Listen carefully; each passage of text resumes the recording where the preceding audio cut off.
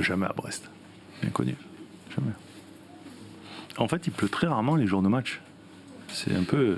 je pense... Ouais. Non, si vous regardez bien, regardez le match où on a eu la pluie cette année. Je crois que c'est le premier, moi. Ou alors on avait peut-être eu des passages un peu plus vieux, mais franchement, là, comme ça. Bon, après ce point météo.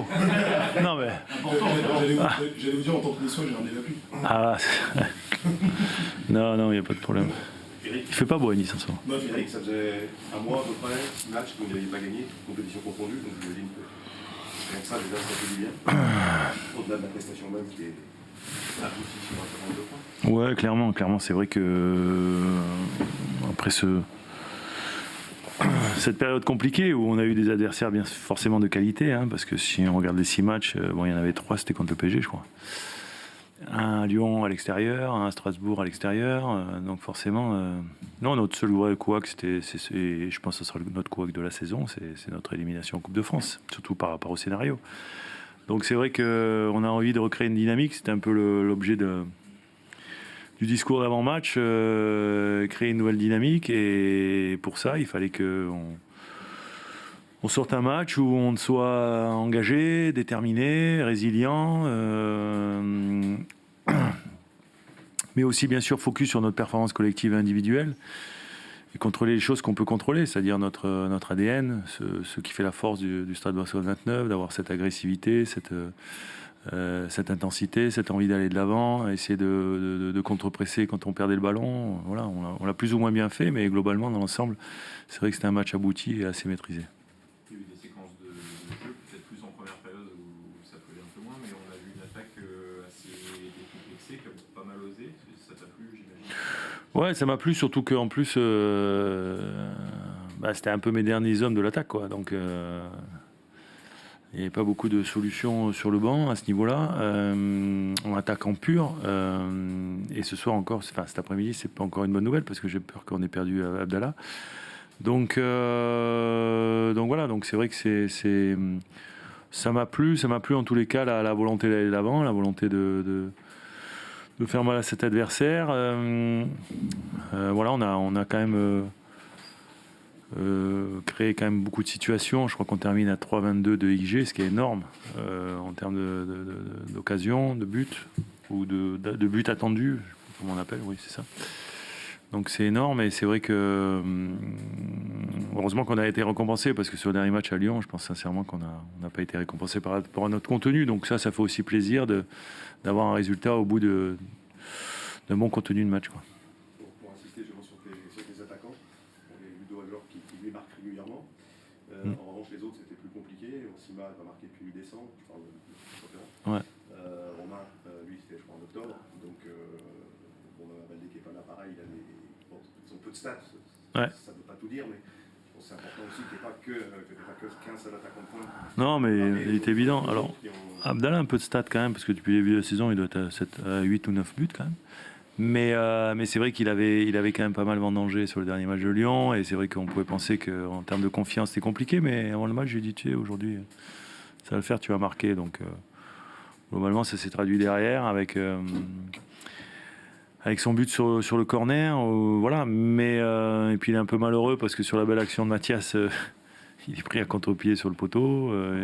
Il aurait pu marquer un deuxième but facile. Et je crois que malheureusement, c'est là en plus où il se blesse. Donc c'était un peu cruel, mais bon, c'est comme ça. Et c'est vrai que globalement, ce qui nous manque souvent depuis le début de la saison, c'est de pouvoir tuer les matchs. Et à un moment donné, tu te dis toujours que tant que tu n'as pas manqué le deuxième, voire le troisième, parce qu'on a vu que des fois 2-0, ça ne suffit pas pour nous. Tu pourrais être en difficulté. Donc voilà, on a eu la grosse occasion de Ludo aussi pour faire le troisième, de la tête.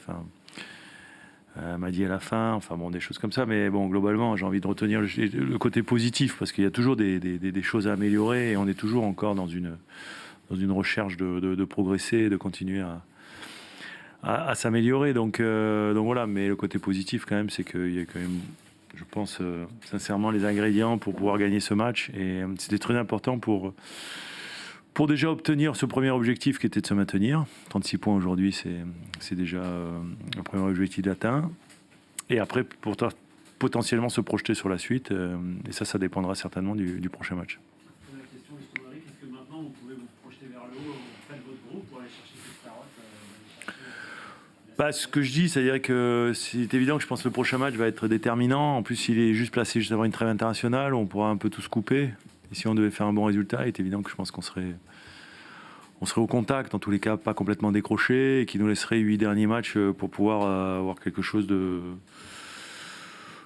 sympathique. Donc voilà, donc on verra tout ça, mais bon, pour l'instant, on va déjà savourer cette victoire pour le maintien. Il y a un autre point positif, c'est un clean sheet, ça fait Ouais. quand même ça faisait 7 matchs, je crois, qu'il n'y avait pas eu en bien. Et si tu savais comme j'aime les clean sheets, moi. J'adore ça. Si tu savais comme j'aime les clean sheets en plus, j'adore ça. Et ouais, j'adore ça. Et là, j'étais frustré pendant. On a pris beaucoup trop de buts et c'était d'ailleurs une inquiétude chez moi parce que je trouvais que on fait une saison où on encaisse beaucoup trop de buts. Donc enfin un clean sheet, ça fait plaisir. Donc quand j'ai vu l'occasion, on a failli prendre un but quand même à la fin sur la tête de Oulu. C'est pareil. On a des responsabilités sur des marquages. Je me demande comment c'est possible qu'il soit tout seul, quoi. Donc, à un moment donné, il faut vraiment qu'on prenne conscience que on a déjà été puni. On se rappelle contre Dunkerque, sur 3 coups de pied arrêtés. Et ça, c'est des choses qui sont pas possibles. Donc, il faut rectifier ce genre de détails et qui sont pas des détails, mais en tous les cas, ouais, un grand plaisir effectivement que Marco ait pas encaissé de but. Pour parler un petit peu du négatif, dont on a parlé un petit peu, Abdallah et Brendan, tu as eu le temps de faire un point ça serait sérieux? Je pense qu'Abdallah, c'est une petite lésion à l'adducteur. Brendan, je pense que c'est plus un coup qui lui a coupé un peu la respiration. Il avait du mal à retrouver ses esprits. Mais voilà, j'en sais rien, on verra en cours de semaine. Des côtes, Ouais, un peu sur les côtes, ouais, effectivement. Ouais. Il a déjà eu ça il n'y a pas longtemps. Où il avait été gêné. Mais bon, on verra. Brendan est insolide. C'est un gars de Saint-Renan, non? C'est ça?